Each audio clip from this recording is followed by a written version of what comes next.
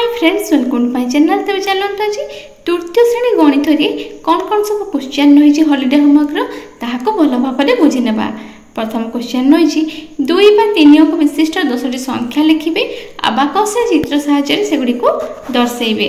तो पिला माने देखो ये मु संख्या लिखी जमती कि 503 620 533 एम सब संख्या लिखी ताको अबाकस से दर्शाई केमिति देखो 503 एक घरे 3 अच्छी तेणु एक घरे जो काठी रही से आम 3टी बल रखीचु।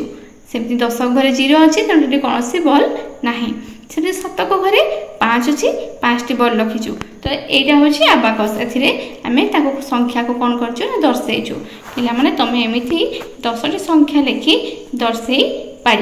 नेक्स्ट 2 ରୁ 5 पर्यंत गुणनखंता लिखि अभ्यास करेंगे। पिला माने देख ये 2 को गुणनखंता लिखाई 5 पर्यंत तुम्हें यहाँ स्क्रीनशॉट लेके लिखिपर और पढ़ा करने पड़ो। तुम्हें पढ़ा करके मन रख भावुची भिडियोटी पिला बहुत उपयोगी हम। भल लगे लाइक शेयर करूँ। आम चैनल नुआ दिले चैनल टी को सब्सक्राइब करूँ। Thank you.